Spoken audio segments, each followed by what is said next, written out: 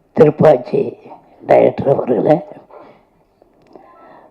மற்றும் இங்கே மேடையில் வந்திருக்கும் பெரியோர்களே எல்லாருக்கும் வணக்கம். குறிப்பாக மீடியா பத்திரிகை நண்பர்கள் எல்லாருக்கும் வணக்கம். இல்லை வேண்டாம், எனக்கு தொண்டை கட்டி இருக்கு, வேற ஒன்றும் இல்லை. ஆமாம், இங்கே வந்து படம் எடுக்கணும்னு நம்ம பாலா சொன்னாப்புல ரொம்ப மகிழ்ச்சி. இப்போ வந்து சரியாக கதை எடுத்தால் கரெக்டாக ஓடும். இவங்க கதையை சரியாக எடுக்கிறதில்ல, அதை எடுத்தால் தான் ஓடும். சும்மா இப்போ ஜனங்கள்லாம் கம்ப்யூட்டர் லெவலுக்கு போயிட்டாங்க. நம்ம வந்து ஒழுங்காக எடுக்கணும்.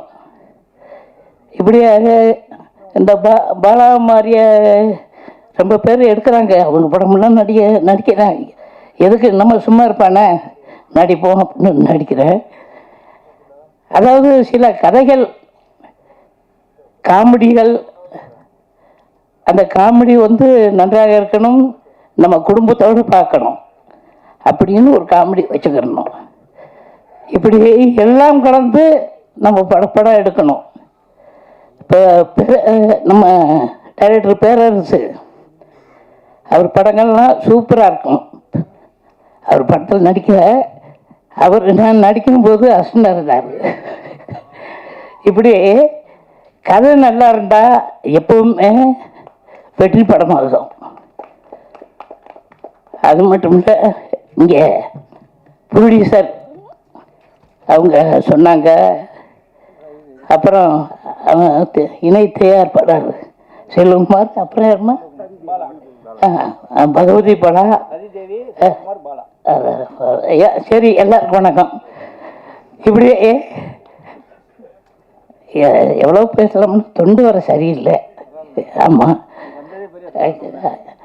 அதாவது 5 மணிக்குன்னு சொல்லிட்டு 9 மணிக்கு தூங்க போகிற நேரத்தில் இது பண்ணாங்க.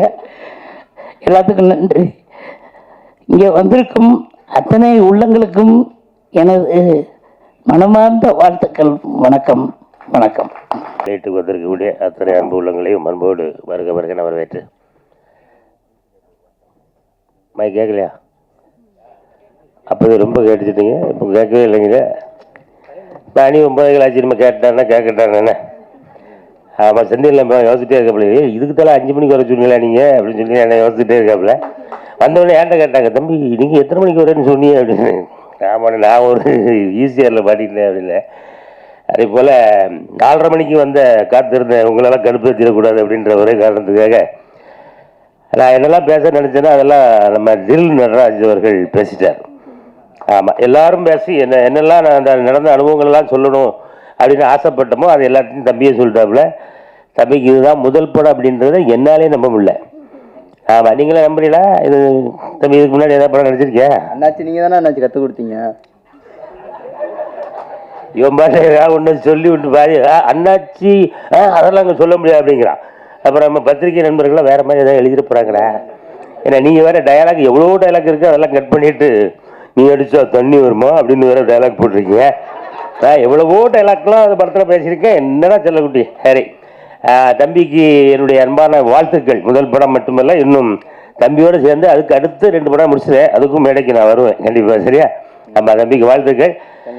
அப்போ அடுத்தபடியாக இயக்குனர் பகவதி பாலாண்ணே, நிறைய உண்மைகள் இன்னைக்கு சினிமா எவ்வளவு விஷயங்களை கடந்து ட்ராவல் பண்ணிட்டு இருக்குங்கிறத ரொம்ப அழகாக மக்களுக்கு, எல்லா மக்களும் இந்த இந்த விஷயத்தை கேட்குறவங்க, எனக்கே அது சில விஷயங்கள்லாம் புதுசாக இருந்துச்சு. அந்த சென்சார் 2.5 லட்சம் அந்த விஷயங்கள்லாம் ஒரு சிறு படத்தை தயாரிக்கக்கூடிய தயாரிப்பாளர்களுக்கும் இயக்குநர்களுக்கும் அது எவ்வளோ பெரிய சவாலான ஒரு விஷயம் அப்படிங்கிறத ரொம்ப யதார்த்தமாக சொன்னீங்க. கண்டிப்பாக உங்களுடைய கோரிக்கை கண்டிப்பாக ஏற்கப்படும் அப்படின்றதில் மாற்றுக்கிறது இல்லை. அதே போல் மேடையில் வீட்டிருக்கக்கூடிய தயாரிப்பாளர், வணக்கம் மேடம். வணக்கம். உங்களுக்கு தானே முதல் படம்? ஆமாம், அது அவங்களும் அதில் நடிச்சிருக்காங்கன்னு நினைக்கிறேன். அதில் ஒரு ஹீரோயினிங்களா? இல்லையா? ஆமாம், அதில் அண்ணன் பகவதி பாலான்னு நடிச்சிருக்கேன் நினைக்கிறேன். ஆமாம், இவங்களாம் நடிச்சது சத்தியமாக எனக்கு தெரியாது. ஆமாம், நான் போனேன், நடித்து முடிச்சோன்னே டக்குன்னு கிளம்பி வந்துட்டேன். நீங்கள் சொல்லலையா?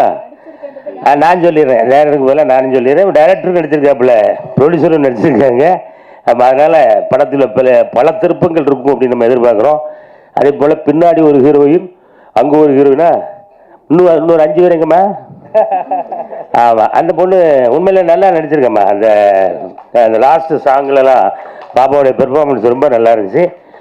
பாப்பாவுடைய நடிப்பு நான் இன்னும் பாப்பா எனக்கு என் கூட இதுக்கு முன்னாடி 2 படம் என்னுடைய பொண்ணாக நடிச்சிருக்காங்களே, இப்போ வந்து மேடைக்கு சொன்ன பிறகு எனக்கு தெரியுது.